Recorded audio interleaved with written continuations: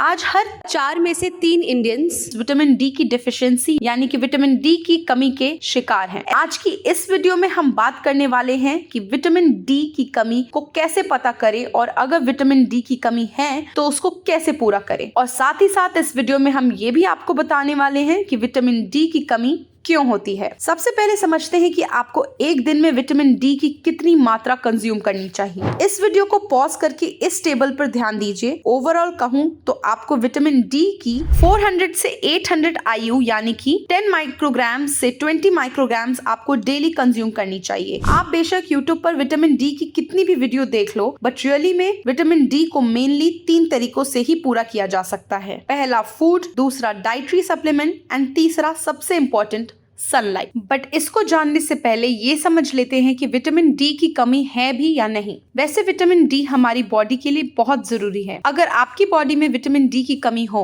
तो इसके कुछ लक्षण आपको दिखने को मिल सकते हैं, जैसे कि आपको कमजोरी महसूस होगी, शरीर थका थका सा रहेगा, हड्डियों में दर्द तो होगा ही, साथ ही शरीर में अलग अलग हिस्सों में मांसपेशियों में भी दर्द बना रहेगा। इसके अलावा बालों का झड़ना और चोट लगने पर घाव भरने में काफी समय लगना, ये सभी विटामिन डी की कमी के लक्षण हैं। विटामिन डी की कमी कई वजह से हो सकती है, जैसे कि जरूरत से ज्यादा सनस्क्रीन का इस्तेमाल करने से, कम धूप या सूरज की रोशनी में ना रहने से, ज्यादा प्रदूषण वाली जगह पर रहने से, विटामिन डी से भरपूर आहार ना लेने पर। अब हम अपने पॉइंट पर वापस आते हैं, how to increase vitamin D level, यानी कि हम अपने विटामिन डी को कैसे बढ़ा सकते हैं। विटामिन डी हमारे शरीर में बोन और मसल को मजबूत करने का काम करता है। शरीर में विटामिन डी की कमी होने से इम्यून सिस्टम पर भी असर पड़ता है। डी ग्रुप के विटामिन की कमी से शरीर में एनर्जी की कमी, थकान और हड्डियों में दर्द की समस्या होती है। पहला, सनलाइट। विटामिन डी का सबसे नेचुरल सोर्स धूप है। जी हाँ, विटामिन डी के लिए सबसे अच्छा सोर्स सनलाइट को ही माना जाता है। बट ये बनता कैसे है? दरअसल होता ये है कि जब हमारी स्किन सनलाइट से संपर्क में आती है तब हमारे बॉडी में एक एंडोजेनस सिंथेसिस नाम का एक प्रोसेस होता है। बट आपकी जानकारी के लिए बता दूं, विटामिन डी तभी बनाया जा सकता है जब सूर्य की लाइट हमारी बॉडी के स्किन में पड़े और उस समय सूर्य की अल्ट्रावायलेट बी रेडिएशन जिसकी wavelength 290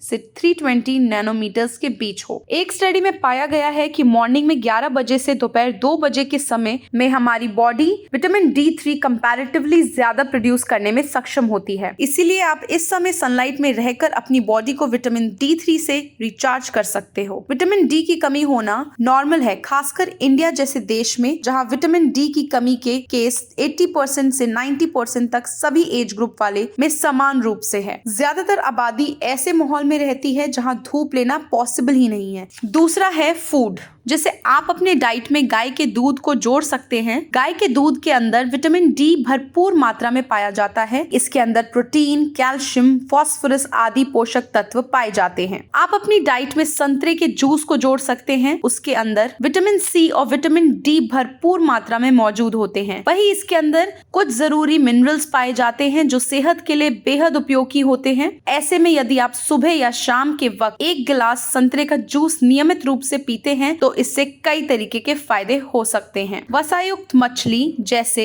tuna, mackerel and salmon vitamin D का एक बेस्ट सोर्स है। मशरूम, ताजा मशरूम पोषक तत्वों का पावर हाउस है। सूर्य के प्रकाश में संपर्क आने वाले मशरूम एग्रोस्टॉल में परिवर्तित हो जाते हैं। आप विटामिन डी कमी से लड़ने के लिए इनका सेवन जरूर करें। सोया दूध, वीगन लोगों के लिए सोया दूध एक उपयुक्त विकल्प है। ये विटामिन डी और अन्य पोषक तत्वों की पेशकश कर सकता है। लैक्टोज इंटॉलरेंस से पीड़ित लोगों के लिए भी ये एक अच्छा विकल्प है। थर्ड है डाइटरी सप्लीमेंट्स। ये नॉर्मली वो लोग यूज करते हैं जो फूड और सन से विटामिन डी को कंज्यूम नहीं कर पाते हैं। इसमें vitamin D2 and vitamin D3 की कैप्सूल्स, टैबलेट, सिरप जैसे चीज शामिल होती है जिसको लैब में बनाया जाता है। इसमें भी एनिमल फ्री टैबलेट्स होती हैं जो लाइकेन से बनाई जाती हैं। एडिशनल टिप्स, ध्यान दें जब भी आप घर से बाहर निकले तो सूर्य की हानिकारक किरणों से बचने के लिए यदि आप सनस्क्रीन का इस्तेमाल कर रहे हैं तो कुछ समय के लिए यह इस्तेमाल करना छोड़ दें, क्योंकि सनस्क्रीन के इस्तेमाल से सूर्य की किरणें आपके शरीर में प्रवेश नहीं कर पाती है, जिससे भी आपको